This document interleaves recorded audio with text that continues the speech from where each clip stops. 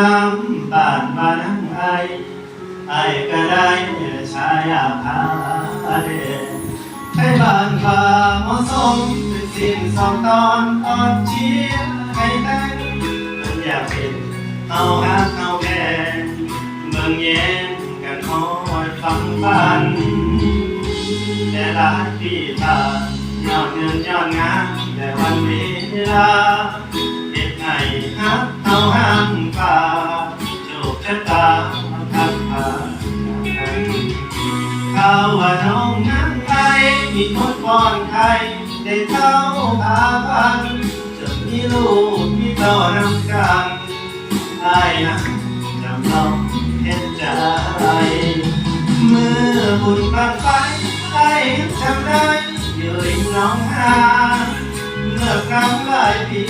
ก่อนนั้นได้ยกตำนานอาได้นางไงด้วยสัญญาที่บอกให้ลงคือน้องหาอีกจะสาหาได้นางไงที่ทำกันไปเมื่อวันสาวเย็นเป็นหอดเก่าแค่หักสองเฮาสิสุดทางฝันใจอายก็ยังยืนยันถึงศาสตร์นี้นะบ่ได้เป็นอายสิจุดบั้งไฟแล้วพาทำไปบอกพยาแท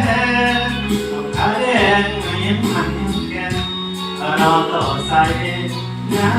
ำไงของนายนี่อยากมาไปนะบุญกระผมสารบ้านเฮาบ้าน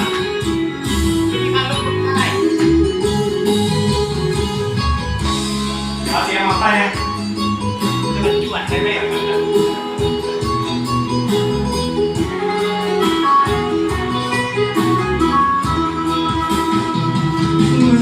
บุญบังไฟไอ้จำได้อยู่ริมหนองหานเมื่อครั้งหลายปีก่อนนั้นอย่าย้อนตำนานหาได้นางไงด้วยสัญญาที่บอกให้ลงถึงน้องหายังอีกจะสาหาได้นางไงที่ทำกันไปบ่ไหวสาวเย็นคือทอดคือเก่าแม้หักสองเฮาก็สิสุดทางฝันใจอายก็ยังยืนยันถึงศาสตร์นี้บ่ได้เป็นอายสิจุดบั้งไฟแล้วฝากทำไปบอกพยาแทนว่าพาแดงนิ้วมันยังแก่นเราต่อใส่น้ำไงของเราชาติขาดสู่หัวใจ